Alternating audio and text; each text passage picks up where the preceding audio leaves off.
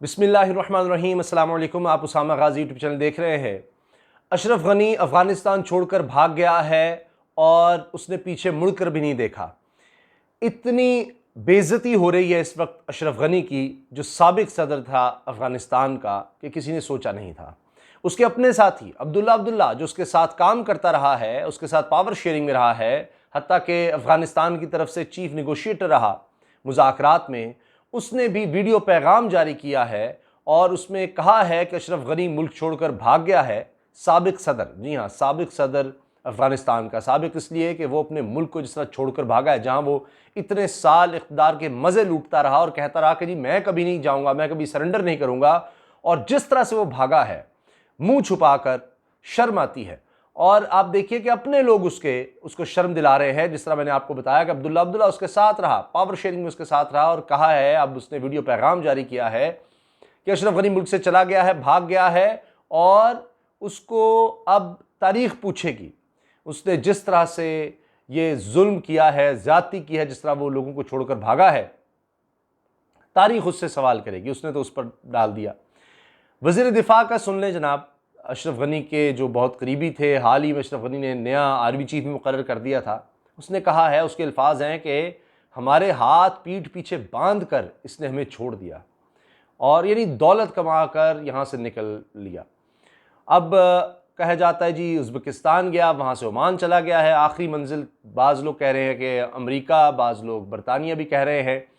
तो इन्होंने, चूँकि ज़्यादातर दौलत इस अफ़गानिस्तान की अशराफिया ने, जिन्होंने लूटा है अफ़गानिस्तान को इतने सालों में, उन्होंने अपनी सारी दौलत ज़्यादातर खलीज ममालिक में रखी हुई है। इसलिए वो वहाँ जाएंगे या यूरोप में, बरतानिया, अमेरिका जाएंगे। वैसे भी इस खित्ते में जो हुक्मरान होता है, लूटता है, उसके लिए बरतानिया बड़ी बेहतरीन जगह है और पूरी दुनिया में मशहूर है। वहाँ लिखा जाता है कि बरतानिया इस तरह के लोगों के लिए, वाइट कॉलर क्राइम करने वालों के, जो अरबों डॉलर लूटे, करोड़ों डॉलर लूटे, उनके लिए जन्नत है। तो वहाँ पर सबको ठिकाना मिल जाता है। बहरहाल, अब बात यह है कि अमेरिका पर भी सवाल उठाए जा रहे हैं। अमेरिकी कौम, अमेरिकी मीडिया भी अब सवाल कर रहा है। अच्छा, भारतीय मीडिया में बड़ी आग लगी हुई है, क्योंकि अब अजीब बात यह है कि 15 अगस्त को भारत अपना यौम आज़ादी मनाता है। मकबूजा कश्मीर के मुसलमान यौम स्याह मनाते हैं। तो अब खुद भी उनको यौम स्याह मनाना पड़ेगा। जो कुछ अफगानिस्तान में हुआ है, जितनी अरबों डॉलर की भारत ने इन्वेस्टमेंट की थी, और अब इंडिपेंडेंट ऑब्जर्वर्स ये कह रहे हैं कि असल में भारत का मकसद और कुछ भी नहीं था अफगानिस्तान में सब कुछ करने का, अरबों डॉलर लगाने का, सिवाय इसके कि वो पाकिस्तान को मजा चखाना चाहता था, पाकिस्तान के खिलाफ अफगान सरजमीन को इस्तेमाल करना चाहता था। इसके अलावा कोई और मकसद नहीं था भारत का।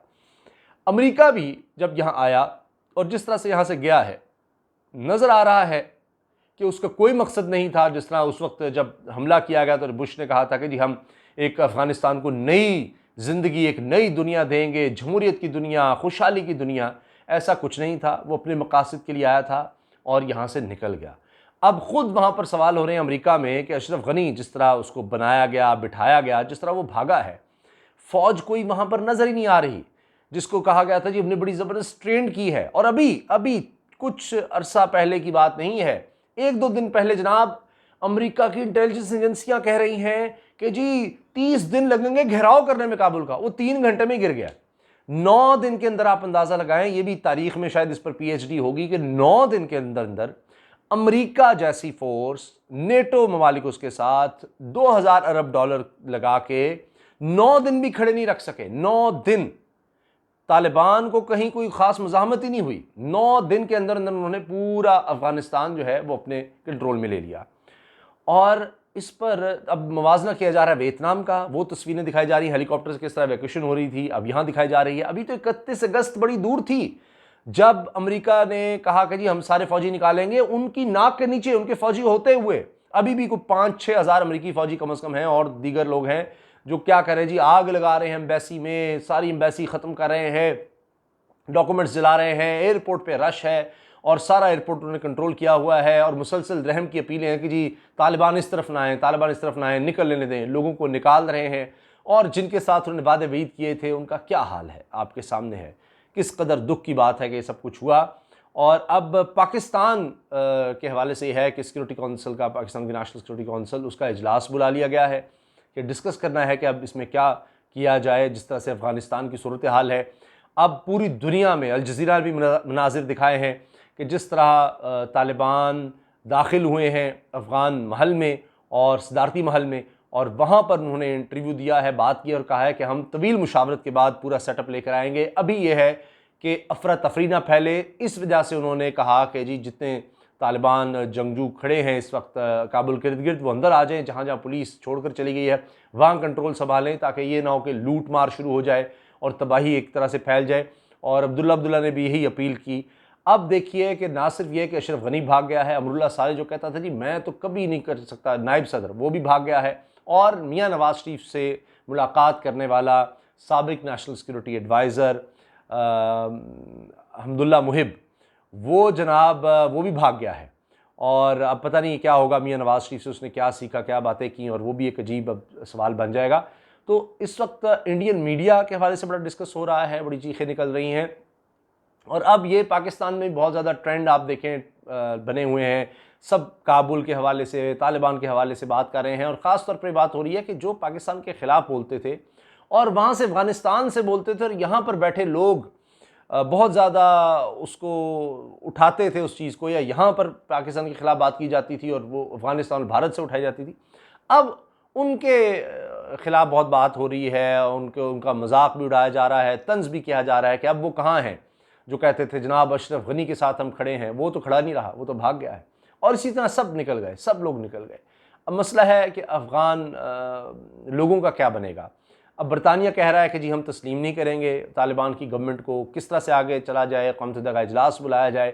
लेकिन जिस तेज़ी से ये हुआ है, अमेरिका में आवाज़ें उठ रही हैं कि क्या फ़ायदा, उन्होंने 3000 लोग मरवा लिए, 1 लाख से ज़्यादा तो अफ़गान लोग मारे गए, 60,000 सिक्योरिटी फोर्सेस के लोग, कुछ 47,000 सिविलियंस का कहा जाता है। पाकिस्तान में कितने लोग शहीद हुए, तो असल में तो उनको इससे कोई नहीं है। अमेरिका को यह है कि हमारे 3000 लोग जो मारे गए उसका कौन हिसाब देगा।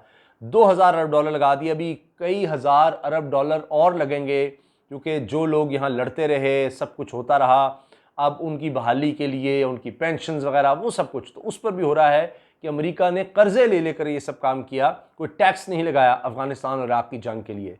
तो ये उसके लिए अब एक मसला बना हुआ है।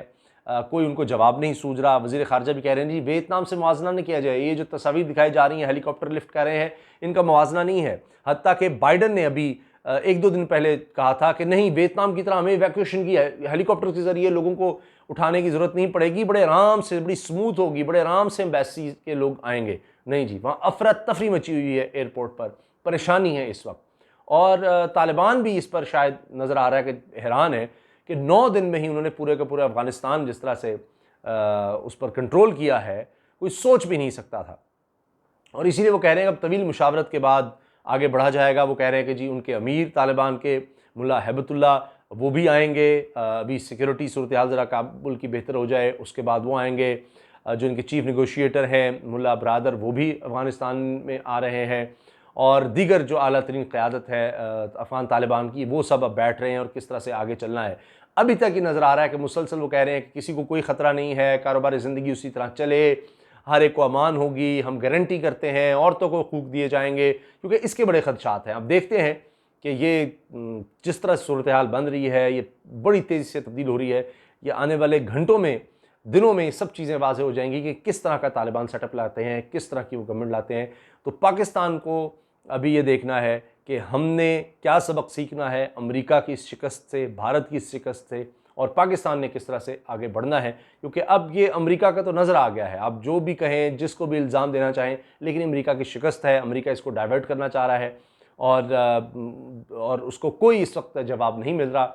आने वाले दिनों में भी उससे इसी तरह के सवाल होते रहेंगे कि किस तरह के करप्ट लोगों को आपने ज़बरदस्ती वहाँ पर बिठाया कि पूरी कौम उनको नहीं मान रही। काबुल तक में आप देखिए, जो पूरी तरह से अमेरिका और अफ़गान हुकूमत के कंट्रोल में था, वहाँ पर भी तालिबान को वेलकम किया गया है और इस्तकबाल वहाँ पर किया गया है। लोग इतने मुतरफ़र हो चुके थे, जो सिस्टम वहाँ पर चलाया जा रहा था करप्ट सिस्टम था, तो लोग करप्शन से तंग आ गए थे। लेकिन अब तालिबान पर बड़ी भारी जिम्मेदारी है, देखते हैं कि वो इस बारे में क्या करते हैं। तो इस हवाले से जो भी लेटेस्ट अपडेट्स होंगी, जो भी ताज़ा तरीन इतलात होंगी, वो भी मैं आपके साथ शेयर करूँगा, क्योंकि ये सूरत हाल बड़ी तेज़ी से बदल रही है।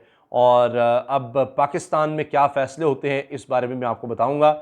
और तालिबान ने जिस तरह कहा था कि हम जंग नहीं चाहते, ज़बरदस्ती नहीं करेंगे, अभी तक तो वो नज़र आ रहा है। कोई आपने देखा काबुल में इस तरह से कोई गली गली लड़ाई आपको नज़र नहीं आई, कोई फायरिंग उस तरह से नज़र नहीं आई। और अभी अब सब वहाँ पर सदारती महल में है, इनकी लीडरशिप जो तालिबान की है, और अब वहाँ से ही मुज़ाकरात भी हो रहे हैं, बातचीत भी हो रही है, दीगर लोगों से, अल जज़ीरा हो, दीगर मीडिया के लोगों से बात हो रही है। और अभी तक जो बात सामने आई कि क्या नेगोशिएशन हुई थी अफ़गान सदर से, वो ये है कि जी अनकंडीशनल तौर पर उसको आता सरेंडर कर दो। और वो उसने पहले तो ये कहा जी एक केयर टेकर सेटअप आ जाता है, लेकिन उसमें कुछ आई थिंक कि जी केयर टेकर सेटअप होगा तो तुम यहाँ मौजूद रहो, लेकिन वो उससे पहले ही भाग गया। और कहता ये है कि पहुँच कर बाहर के जी मैं खून खराबा नहीं देखना चाहता था, इसलिए मैं चुप करके निकल आया। तो उसके बाद तो अब कोई केयर टेकर सेटअप भी नहीं है, क्योंकि वहाँ से निकल आया है। और अब जाकर पता नहीं, बाहर जाकर शायद एग्ज़ाइल में जाकर कहता रही जी मैं आज भी अफ़गानिस्तान का सदर हूँ, पता नहीं क्या करेगा, क्योंकि इस्तीफ़े का अभी तक क्लियर नहीं है। लेकिन हकीकत में तो अब ये है कि उसके इस्तीफ़े देने ना देने से कोई फ़र्क नहीं पड़ता, जिस तरह से वो भाग आया। और अब उसके बाद ये सूरत हाल है कि वहाँ पर कोई गवर्नमेंट उस तरह से नहीं रही, अफ़गान हुकूमत जो पहले थी। अब तालिबान ने एक नया सेटअप बनाना है, तो उसके लिए देखते हैं कि वो कितनी तेज़ी से हालात को कंट्रोल करने की कोशिश करते हैं, क्योंकि जो उनका मिलिट्री का सारा मामला था, मिलिट्री स्ट्रेटजी आप उसको कह लें, हिकमत अमली कह लें, वो तो इतनी कामयाब हुई है कि मैंने आपको बताया कि उस पर तो आप पूरे थीसिस लिखे जाएंगे, उस पर तो डॉक्टरेट होगी कि 9 दिन में एक सुपर पावर को किस तरह और सब वहाँ पर उसकी मौजूदगी में इन लोगों ने कैसे सब कुछ कंट्रोल कर लिया। लेकिन अब मामला है आगे हुकूमत चलाने का, वो इनका बड़ा इम्तिहान है। आपकी इस बारे में क्या राय है कि तालिबान किस तरह से हुकूमत चलाएंगे, जो उनके बारे में खदशात हैं उसके बारे में आप क्या कहेंगे? अपनी राय का इज़हार ज़रूर कीजिए। अल्लाह हाफ़िज़।